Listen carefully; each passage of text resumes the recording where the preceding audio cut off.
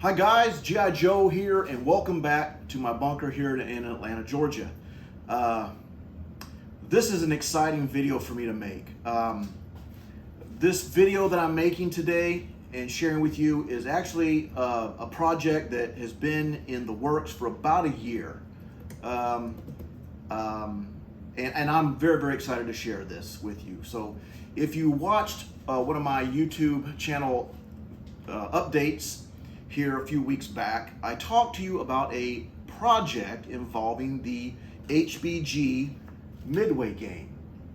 Now, if you're not familiar with this game, I will put a link in the description of this video, linking you to historicalboardgaming.com. And the guys there have created and invented a wonderful game for the Battle of Midway. The first time I played this, actually the only time I played this, before buying it, was in Oklahoma at VK's house, and I think Hambone and his son Parker brought the game out, and we tooled around with it, and they were kind enough to show me how to play it, and I instantly liked the game. I've always been very intrigued by the Battle of Midway, and of course its importance in American war history. And the thing I like about the game is, if you've played it yourself, you know that it doesn't take a long time to finish. So I would guesstimate that the game probably could be played in 2 or 3 hours or so. So it's definitely a game that you could play in a relatively short amount of time, as opposed to, you know, an Axis and Allies type game, which might take a full day. But nonetheless, let's get to the project. So again, Historical Board Gaming. If you haven't seen this game, I highly recommend that you go check out historicalboardgaming.com. Look for Midway game. I will put it in the description. And there are actually 3 different, I think, levels that you can buy.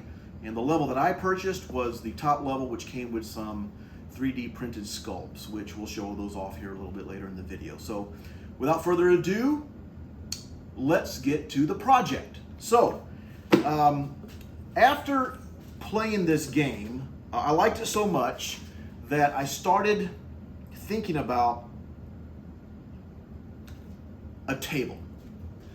And as you may know, if you've watched any of my videos, you know that I've built a BBR table thanks to Sire Blood and his awesome videos on his channel. I kind of watched those and learned the techniques of how to build my own. So I decided, you know what, I would love to have a Midway table. How cool will it be to have a Midway custom table? But yet I didn't want it to be like my BBR table. I didn't want it to be the same color. I didn't want it to be the same size. I didn't want to have to leave the table out all day long in my basement to take up more space. I wanted it to be smaller. I wanted it to be foldable. I wanted it to be easily transportable, so that if I wanted to take it somewhere, Sire Blood's house or what have you, or any type of event, I could easily do so. And so I quickly started kind of rattling through a bunch of ideas in my head, talking to people like Sire Blood, talking to people who've played the game a lot like Hambone and such. And I eventually came up with a general concept of the table. And I'm going to show you the table where I'm at. Now, there are actually, the table's almost done, and I'm going to show you where I'm at right now, but I've actually have several phases of my Midway customization. Phase 1A I'm going to show you today, which is the table. Phase 1B is going to be, it's not completed yet, but it is involving a little bit more customization on the table, which I'll talk about that in a minute. And then phase 2 will be the pieces, some of the planes and painting and decals and such, along with ships. And phase 3 is going to be involving some new artwork, new graphics, a new map, thanks to Sire Blood, which we'll talk about that in a little bit too. And then of course phase 4, I'm considering adding some type of handles to this for easily to make it easily portable. So without further ado, I'm going to step around here, grab the camera, and let you take a look at the table. So I don't know, I'm excited and nervous all at the same time. So let's take a look here at GiJoe's custom, one-of-a-kind Midway HBG Midway game table.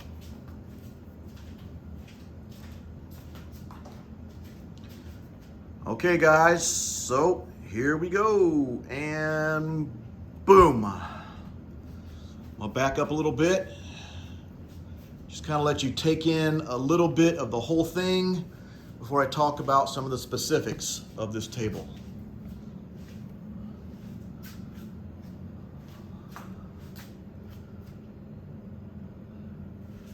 So, wow, honestly, this is the first thing that I've ever created from scratch, where it was my own concept, design, and to be able to see it at fruition is pretty awesome.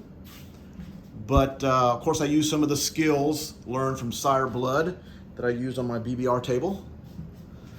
But let's talk about a few of these elements, okay? So let me, forgive me here. Let's first talk about the elephant in the room, the color, all right? And the color may not be showing up exactly on this camera because sometimes, anyways. So the first thing is the color. As I said, I wanted a different color and I thought about several different possibilities. And I just love the blue of the Dauntless dive bombers and the torpedo bombers and such, and the 4F4s, or F4F? F4Fs, Wildcats from the Midway era. And so I decided to do that. Now, in going to look for paint, the paint that I used on my table for BBR right over here, the paint that I used at this table was, easily purchased at Home Depot, $4, $5, $6 a can. Well, when I started looking for paints for this table to actually match the Dauntless blue, I couldn't find any without going to a hobby shop. And I actually found the color, and it is Tamiya AS19. In fact, it even says on the can, as you can see right here, Intermediate Blue US Navy. So this color is actually what's used on a lot of modeling to mimic this era of naval aircraft. So the good news is I've matched the color of the Dauntless. The bad news is these cans aren't cheap. They're $8.50 a can. And I'm almost embarrassed to say I had to use 12 cans on this table. Yipes. So you do the math, that's a lot of money. I would have preferred to pay $4 to $6 at Home Depot, but I kind of got to the point where I didn't want to compromise on the color of the table because I had an image in my mind of what I wanted. I didn't want to compromise on that color just because of price. So I decided to go ahead and splurge and bought the AS19, which is incidentally the same color I used on the American planes, which you'll see in a second.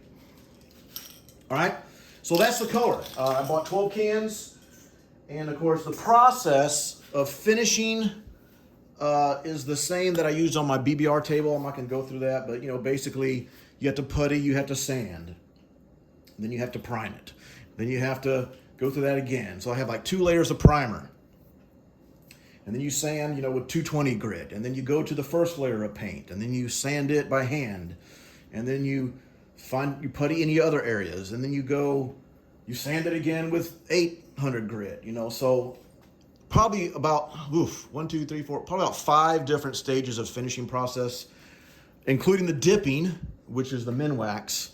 So before I get to this finish, so the primer I used was the same primer that I used on all my other projects, which is at Home Depot. Thankfully, this was cheap. The gray primer I used for German pieces, also for my other BBR stuff. And then of course I showed you the paint for this. All right, that's the AS19. Now, I did buy 2 other colors. I bought these 2 colors, which are AS8 by Tamiya, which is navy blue, US Navy. And I bought AS20, which is US Navy insignia white. Can you imagine what those are gonna be? That will be used for this. I'm gonna paint some logos. I'll talk to you about this in a minute. But that's the navy and the insignia white. So you can see how well that's gonna pop on this table. Just like the Dauntless. All right? So that's the color. Not cheap. Like I said, $8.50 a can, use 12 cans. Probably could have used 1 or 2 less. And actually, I'm gonna have to buy more, but because I'll show you one in a minute. So let's take a look at the table. The first thing is, I talked about the color. One of the first ideas I had was with the carriers, if you know the game, they have an upper deck and lower deck. So I designed this section here, right here, to be the carriers. This is where the carrier cards are gonna go for each carrier. And I'm gonna have an upper deck and lower deck, so you can easily toggle the planes back and forth. If you've played the Midway game, you understand that process. This is the Japanese side, because there are 1, 2, 3, 4, 5 carriers.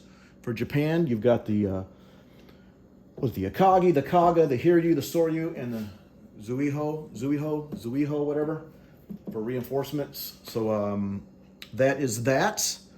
And of course, I have matching on the other side for the United States. Let's give you a different view here. I've got 3 carriers. You have the Yorktown, you have the Enterprise, and Lexington? I've already forgotten, sorry. And then this is Midway Island, because there are some planes stationed at Midway Island. So one of my things I wanted was varied heights for the carrier deck. So I have upper deck, lower deck, that's easily distinguishable. The other thing is, you gotta have a cup holder, right? So I've got a cup holder, phone holder. So I've got that on each side. Okay, boom there and over here, right? And then of course, I have a VP tracker. So if you can see, oops, sorry, right here. If you can see over here, I've got a victory point tracker. These are glued in, adhered to permanently, so that you know that this is the US side of the table. And then there will be 1, 2, 3, 4, 5, 6, 7, 8, 9, 10, 11, 12. 12 victory points I have yet to label with my label maker. I've ordered the tape to do that. It hasn't come in yet, so that'll be done eventually. But give you a little bit close up. You can see here, that is the VP tracker for the Japanese. So essentially the Midway game, you're supposed to get to 12 VPs and then you win, all right?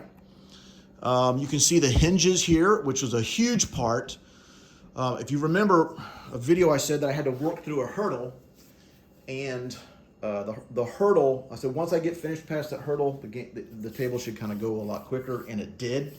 And this was the hurdle. I had to figure out how to put strong enough hinges here to where it would keep the table tight, but then also when I go to fold it, which I'll show you this in a minute, when I go to fold it, I want it to be nice and flush and level. Well, being that I'm not a professional, I was having issues getting the edges to line up, but yet this line up. So Sire helped me with this and this process and thinking through this issue. And then when I folded it, it got really, really close, probably a 1/16 to an 1/8 inch off. And so I just sanded it down to make it even. So I'll show you that here in just a minute. So let's talk about a few more elements here. If you notice, I've got some holes drilled in the table. These holes are for marking damage. So like if this is the carrier, say Hiryu, and it gets 1 point damage, boom. Take you back old school to the game Battleship. You sank my battleship. Of course, 4 hits will sink a carrier, all right? Carrier totally damaged, or demolished rather. So I got that. Trying to think what else. I decided to paint the entire floor of the table here, or the base. I know the map is going to set here, but like on my BBR table, I only painted right here along the edge. The rest of this was raw wood, because I figured the map would be covering it, but I have ordered a stencil of the United States 1942 roundel, and it's gonna go right here, and it's gonna be painted on there using these colors. Bam, that's phase 1B. Stencil hasn't come in yet, but I didn't want that to hinder me showing you guys this table. So that's gonna go on here. It's gonna look fantastic against this lighter blue, or intermediate blue. As you can see, I've got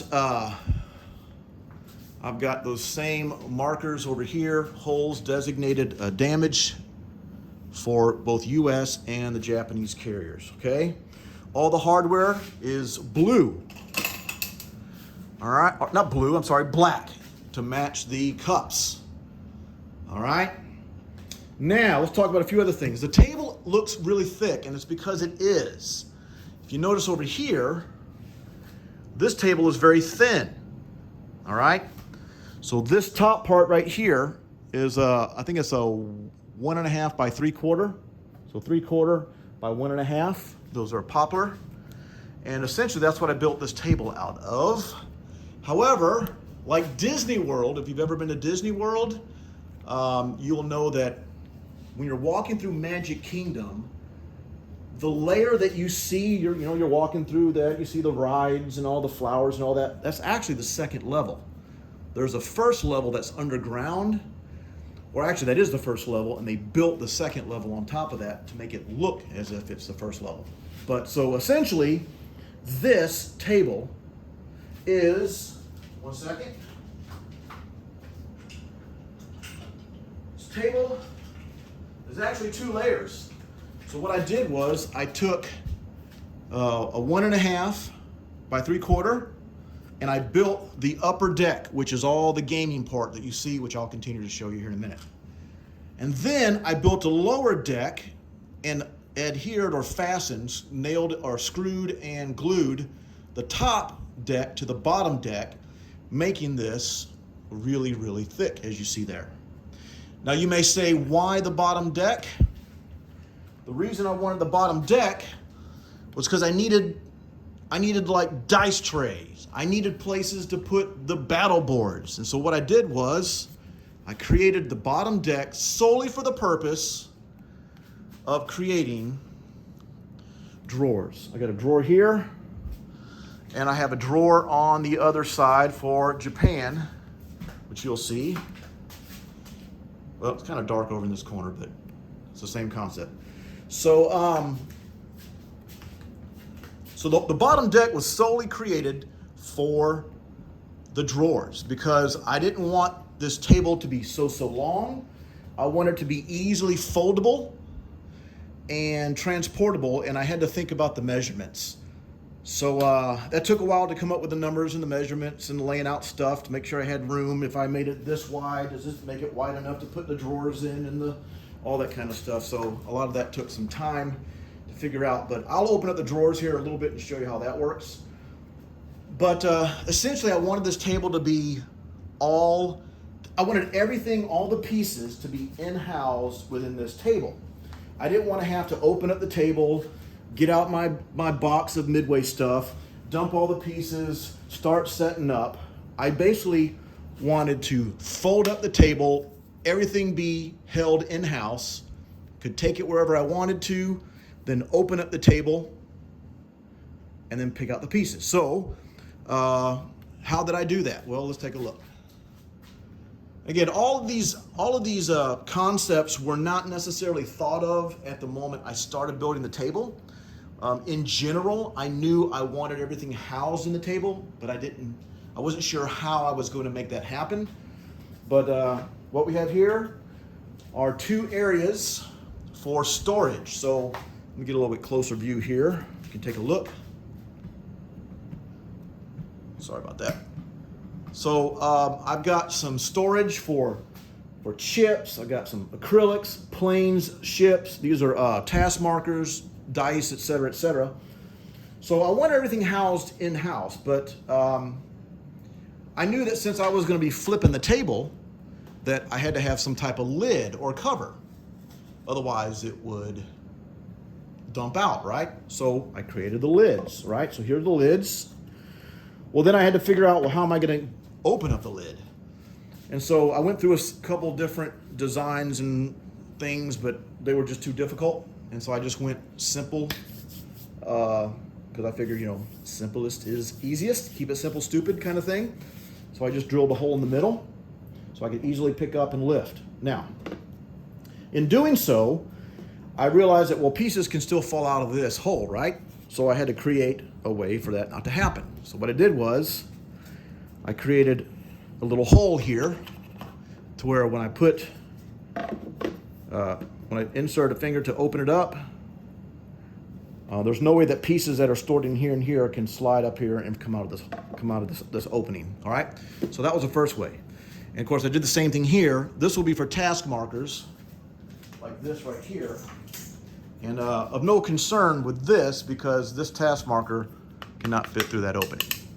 All right. So, and then of course I did the same thing over here. Now, one thing I haven't done yet because I've ordered them and they haven't come in yet, so this will be part of phase 1B, is that even if I go to take this table and close it, the lid will still fall off. Ha-ha! That is until the magnets that I ordered come in. So I ordered 5/16 magnets that are, I think, 1 millimeter or 2 millimeters deep. That's about a 1/16 of an inch. So I will simply take a drill and go zip, zip. I'll make a little template. And so there'll be magnets here and here, magnets here and here. I can even put 2 here, and then I'll mirror that here with my template. Therefore, when I put the lid on, the magnets keep it closed. When I flip the table closed, the lid stays on. Same concept for this. All right, so let's go over here, and as you can see, I have the same concept for the United States, or this is Japan actually, right? And then of course, a little bit bigger area because I had more area. And the reason I had more area here is because the United States, they only have Midway and 3 carriers. Midway, 1, 2, 3.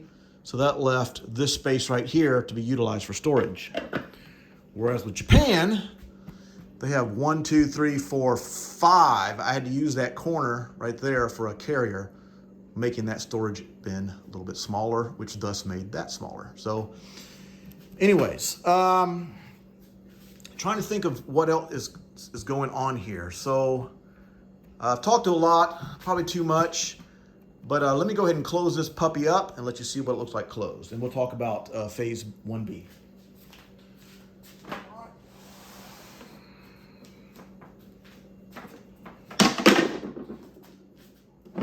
No magnets, but there will be magnets, okay?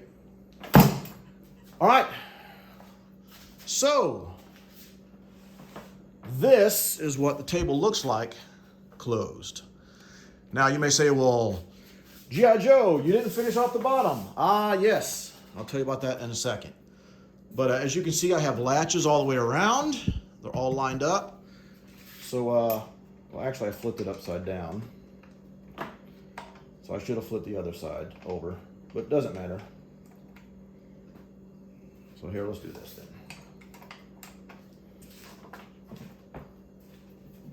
You can use the, sorry about this. A little bit of lack of preparation. Well, I didn't want to have to splice this whole thing together. Several different videos. So. All right. Take these out because that'll fall again. Okay, what you don't know, there are dice and stuff in here.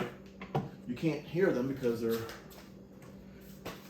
All right, so now you can see the latches are right side up. So I can latch all the way around, right? I can latch all the way around, which I won't go through that process now. And I can do it all the way around, and then a little bit of dust here. Sorry, because my hands are a little bit dusty. Sorry about that. I went with the weathering because I know this thing is going to be moved around a little bit, which means it's going to get some nicks and crannies and all that kind of stuff. And I figured, you know, when it's weathered and all that, it's a little more forgiving. Because if you get a little nick in it right here, you just rub some polyurethane in there and it kind of, ooh, look, a little bit of character. So as you can see, the drawers, I had to spend some time lining up the handles and such, the pulls, I should say. So let's talk about the phase 1B, and then this will be the last part of this. So phase 1B, I am going to prime this. I am going to paint this. And I have 2 options. I'm either going to paint it the same color, AS19, or since it's the under part of the table, I've considered painting it a light gray because at the underneath the Dauntless dive bombers, the belly of the plane was a light gray, and so So either this will get painted light gray for the underbelly, or just to be consistent, I'll paint it the same color here, which would be that intermediate blue.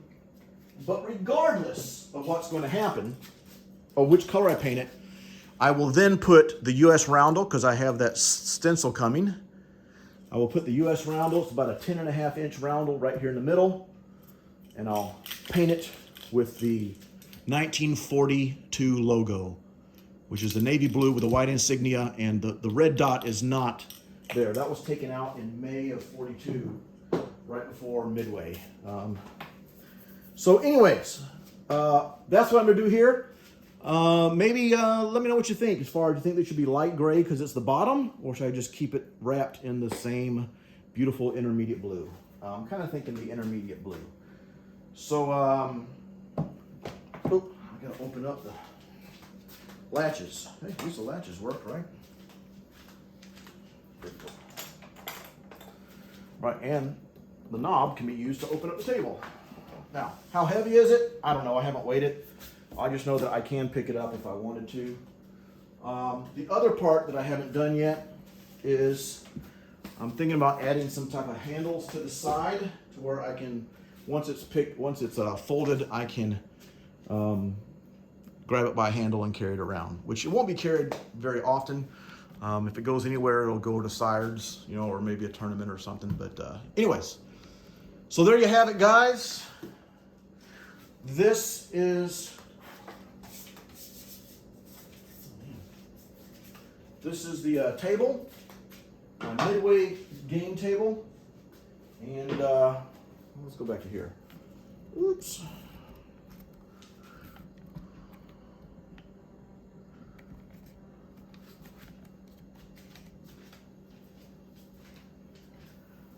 Anyway, so this is the Midway game table, guys. Thanks. Hope you enjoyed it.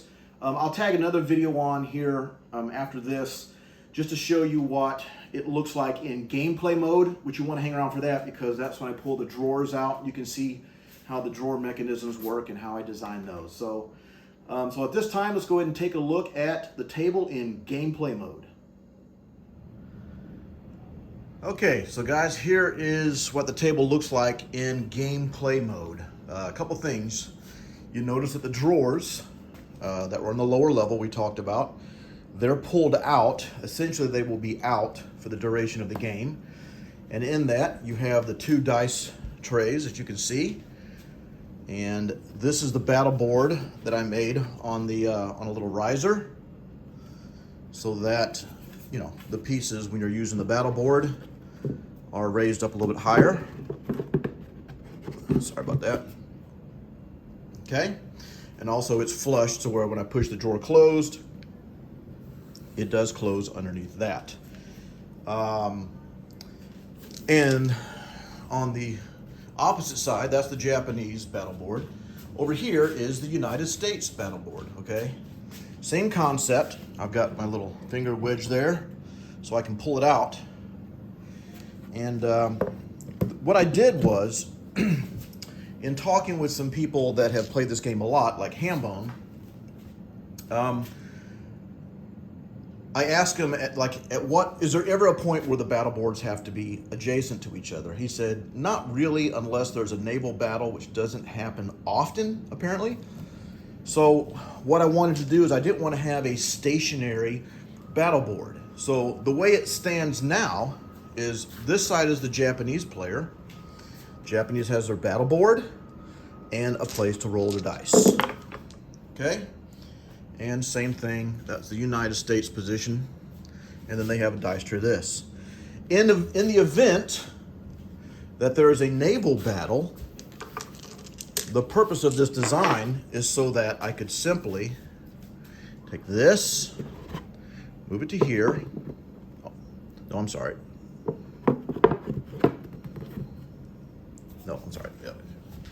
I will take this, move this to here, right? Then grab this. Of course, this is taking longer because there's only one of me, but the US player would grab their battle board, pull it down into that position. Japanese player puts their battle board here. That way you have the two competing navies. And what that does is that frees up these two designated areas lined in faux leather to be the dice tray for both the Japanese side and the American side. So that was the purpose of the design. I had to really think through this. So that's the purpose of the design for the battle boards, all right? So that's the way it's set right now is probably, from what I understand and what I remember playing, the way that you will play the majority of the game, 85 to 90% of the time, okay? So as you can see, of course, we have cup holders for each person, Japanese and America. And as you can see, these are the carrier decks. I simply took the HBG cards that they sent. These cards are actually attached like this. It's just one piece. And I simply cut them up and put them here. That way I have upper deck and lower deck. And I know these don't fit exactly, but this is how much space I wanted. So as I said earlier in talking with Sourblood, we're probably gonna redo some artwork here. And I'm gonna blow this up to where it's a little bit larger to fit this ledge here. So this will be upper deck and lower deck. I just thought, you know, nice little visual image there. And that allows plenty of room for the chips and the planes that have to be there. So I can hide the Akagi, the Kaga, the Soryu, the Hiryu, and the Zuiho, as you can see. Of course, I have a slot for the phone, as we said earlier. Now, this, in gameplay, this is what it will look like. We have all the pieces in here. You saw the compartments earlier, but here are the chips. And the chips, now, if you notice from historical board gaming, if you bought this game, you know they have different colored chips that correspond with the carrier. So you have a brown chip and a red chip and a yellow chip, or actually I'm not sure what color that is because that's brown. But what I did was I painted them all gray, which is the same color as the planes, the ash gray for Japanese. And one of my phases of customization, which I've alluded to earlier, is I'm gonna customize these chips, and I'm gonna take my label maker and I'm gonna label these as if it was the tail of the plane. So for instance, the way that the Japanese labeled their planes were Kaga and Akagi were Carrier Division A, and the Akagi was the first carrier and this was the second carrier. So the first designation would be an A on a wing, which would designate Carrier Division 1. And then if it had an A1, a Roman numeral 1, it was the Akagi. If it had an A Roman numeral 2, it was the Kaga. And then of course after that it was the plane number. So that's how I'm going to label these chips, so that the actual chip or designation will determine what carrier it goes to. So that makes sense. I didn't want a bunch of different colors, so like these colors will all be changed to look more like actual carriers probably. So that's how I'll designate that. And of course you can see here I experimented a little bit with the Nakajima green. I might paint some more of these chips, the Nakajima green, which, let me find my plane, which is this color, you know. So I don't know, I'm experimenting with that. Of course, so we got a place for chips, got a place for all the acrylics, and the cool little, check this out, the cool little old, you sink my battleship, to designate or denote how many hits on a carrier. I thought that was kind of cool. Little retro there. Of course, then a spot designated for planes. As you can see, I started painting my planes, but as I mentioned earlier, one of my phases is to finish the detail painting on these. I have the base coat. I started painting the wheels and the wingtips, but I have to finish detailing the canopies and the noses, and then of course add the decals. And then of course I haven't started painting my ships at all, so that's all part of one of my phases as well. But in gameplay mode, well, let's go over here to the United States actually. For the United States, same concept, right? So while you're playing the game, this would actually be open. right? So that you can easily access the different chips and such that you might need. So again, we have the chips painted in that same intermediate blue that the Dauntless was painted in. So same paint as the table, same color paint as my airplanes, right? We'll get to that in a second. But so I'm trying to think of the different ways to designate these chips. Again, I didn't want the different colors. You know, I didn't want these different colors. So I wanted everything to be a little more uniform color palette. But I know that there was VB5, VB6, VB8, VT. Some carriers use white lettering, some carriers use black. You had, you know, Bombing 8, Scouting 8. I mean, so I'm just kind of thinking how to best label these, but the concept will be the same as the Japanese. For the planes, I use, as I said, the same blue. I started to weather a little bit, do a little bit of dry brushing, the same technique that Detroit uses. So you can kind of see how I have that intermediate blue on top. I've got the light gray on bottom. Of course, I need to detail the bombs and paint and all that. But I started the process. I haven't really detailed much. I did a couple planes. Like this is one of my B-17s. You know, obviously I don't have decals on it yet, but I'm working through that process. That'll be another one of my phases. And once I complete that, I'll pop back on and show you guys that. And of course, you can see my Navy. Haven't even started painting my Navy yet. So now, these areas, as I said before, this is where we keep the task force markers. And the reason that this will stay closed is because if you know the game Midway, you have a reinforcement area. So this will be where the reinforcements are placed, right? So that, of course, you'll have the American reinforcements and the Japanese reinforcements. They'll already be set up, ready to go. That way, when it's their turn to come on the table, you just simply move them onto the designated reinforcement slot for the United States, which is there's there. And then here's the one for Japan. Sorry about that. Got a phone call in the middle of that. Stopped the video. I guess I should have put on airplane mode. But here's the Japanese designated area. A little bit bigger because I had more space. And then this will, of course, have the different reinforcements for Japan. And all set up, ready to go. That way, when it's time for them to move on the board, they simply move into there. So on game setup, this is kind of what it will look like, other than the fact that there are no pieces set up on the map, as you can see. So if you notice, I still have the same, right here, the same holes made for the red, you sank my battleship markers, right? I'm trying to think what else I may have missed for gameplay. So, of course, we got a phone spot for phones. Oh, the map. Of course, this is historical board gaming map. This is the original historical board gaming battle boards and such, and the carrier decks. But as I said earlier, one of the phases is Sired and I are working, actually Sired, I'm helping to come up with my color scheme, but he's helping me actually make it because he knows Photoshop really well. But we are working on a little bit different color palette that will actually not take away from the table. I don't want all these colors. So I'm just trying to think of something. I've got a couple ideas, and Sired has a couple ideas on how to make the map, the carrier decks, and the battle boards all kind of flow a little bit better with the table.